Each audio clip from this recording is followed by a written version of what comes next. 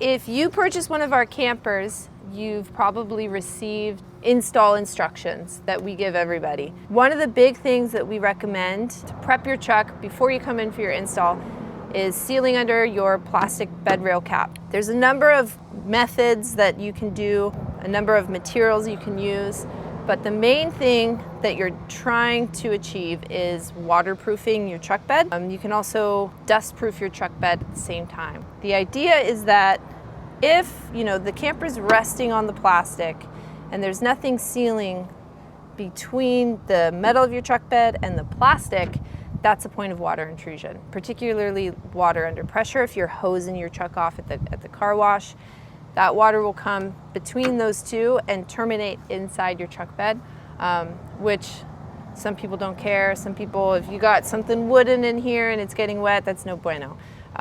So definitely something we recommend. And I'm gonna show you how to do it. So essentially, you're gonna need a few tools. Something like a flat screwdriver will do. And you kind of just start from one end, you start prying this off. Now these are held in place underneath with little plastic clips under here. So as I go, you'll be able to see more and more. That. So they're just held in place with the plastic, and then you've got all these voids in your truck bed where they snap in. Those voids can be a point of dust intrusion. If you imagine you're down a dirt road and you got a big plume of dust and it comes under like your wheel well, and then through that it's going to be terminating inside essentially your living space once the camper's on. So I'm going to go pull all these off and I'll show you how to seal it.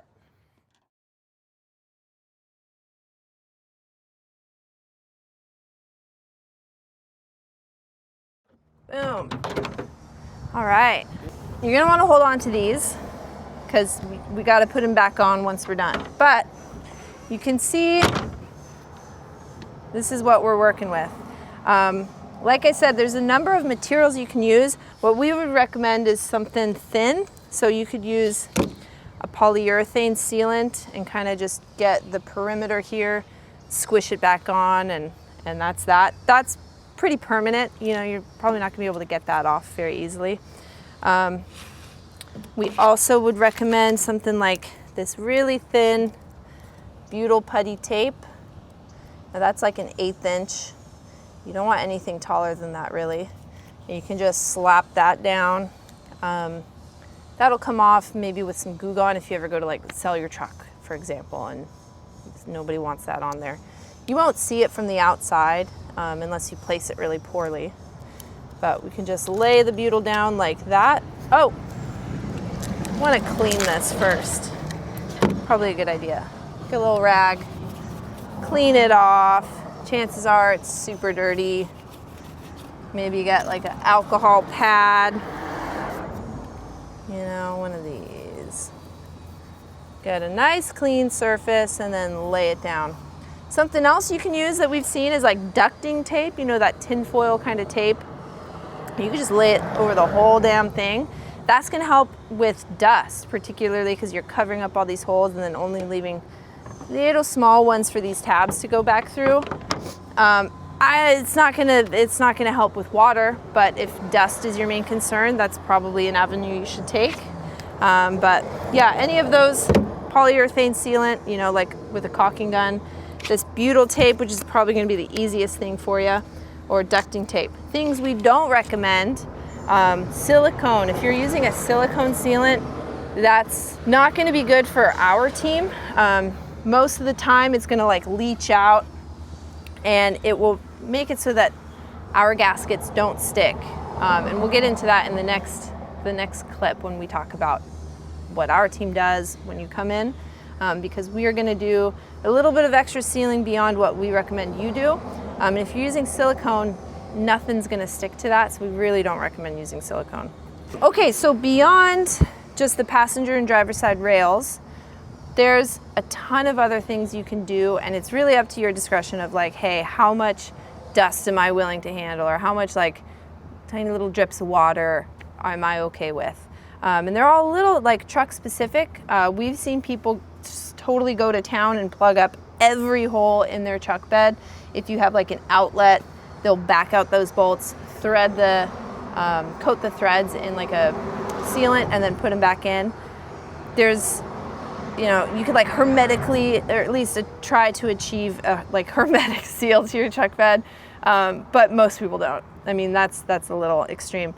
Things like your cab rail, if you have a 3rd gen Tacoma, I've seen people remove this with the, you know, the bolts down here, seal under that, put it back on. Your tailgate, chances are your tailgate has kind of the same thing going on as the sides, where you can back out these bolts here, take your tailgate cap off, seal under it, put it back on. These are the main culprits, and that's how you seal under it. You've sealed under your plastic bed rail caps and whatever else you deem important in your truck bed.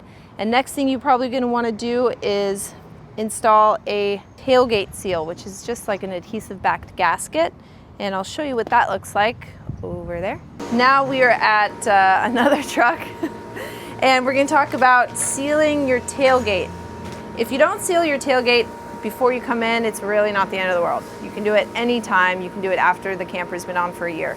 But it's definitely a recommended step to seal against dust and even water. The reason is your tailgate has big voids when it's all closed up. You can see those more so when you're inside. But if you close your tailgate, there's daylight all down here, and that's where dust can come in. Luckily, there's a product out there. You can purchase it on their website, ESI. You can purchase it on Amazon, and it's a tailgate seal made specifically for this use. And it's an adhesive-backed gasket that you just place, you know, along the top and bottom. And there's directions on here on where to place it. You just cut, peel, stick. Comes with like some surface prep too. It's an all-in-one. It's great. So yeah, my recommendation is take your time when you're placing it, because you want to make sure that as you're placing it, close your tailgate every so often just to make sure that your tailgate is joining that gasket. That ain't it.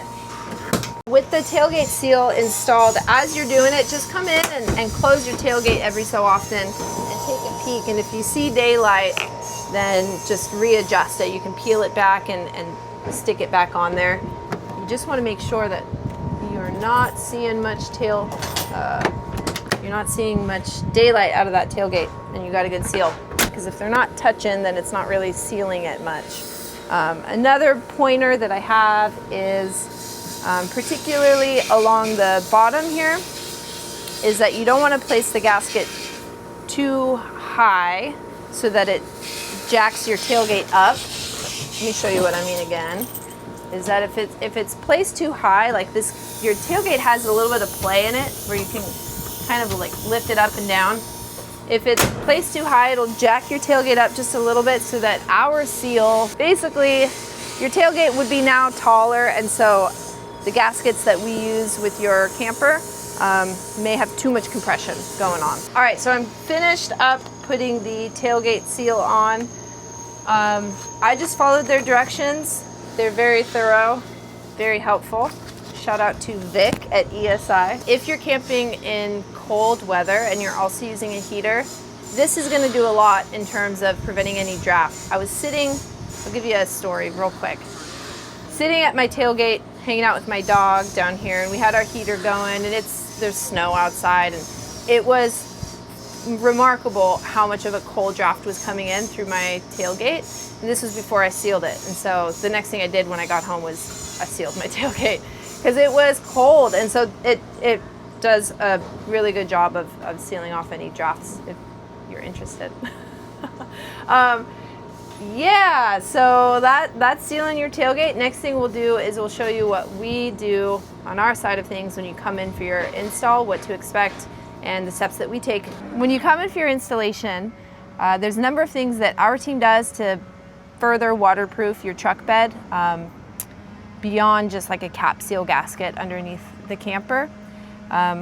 Today we have a 3rd Gen Tacoma coming in for their install, so I'll show you what we do on that one.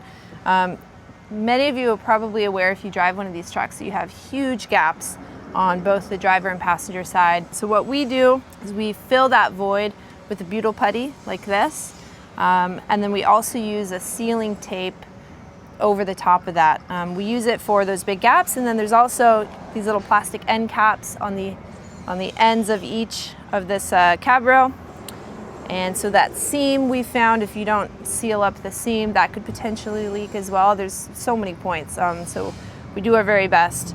On a 3rd Gen, like I said, we'll just fill up that void, and then we use some of this tape, which is pretty much kind of like a butyl tape almost. It's just really thin.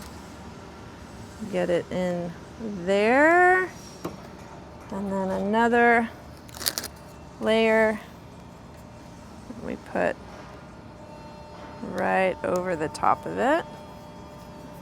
And so that takes care of the seam here, that big gap, and then anything that's down here as well. So if you're driving in a rain, hopefully it's not gonna come in that way.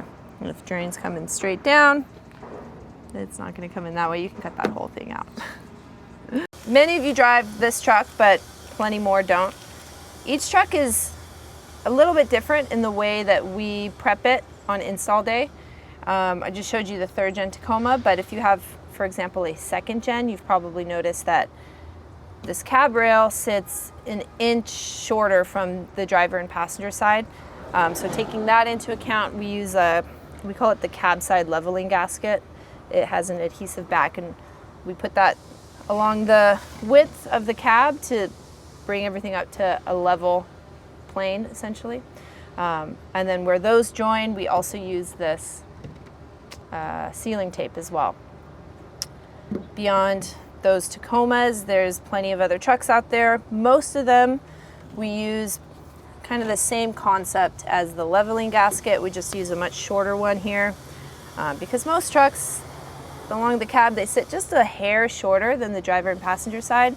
So if those aren't level, then that's the point where water can come in. So we take that into account. Then the next thing we do after we've prepped the truck bed itself is we put the camper on, and I'll show you what we do there beyond just the gasket. We do some other tricky stuff that just helps to waterproof your truck bed. Okay, so after we seal up all the little corners of your truck bed, we put the gasket on the camper and we rest it on your truck. And this is the gasket that we use that joins the camper to your truck bed, 3 bolts. Over time, it's going to squish out flat, I would say the next few weeks. And that's by design, and that helps fill in any little grooves on the plastic bed rails that you have. But we also take that butyl and we take some little lengths of it like this, and we fill in the channel of that bulb seal in each corner of the camper so that if water potentially found a path, it would be met immediately with that butyl and not terminate inside your camper. So there you have it. Those are the steps that we take to ensure a good seal to your truck bed, and we definitely recommend doing all that work before you come in to get your camper installed. It will pay dividends if you are at all worried about dust and water. Yeah, thanks for watching.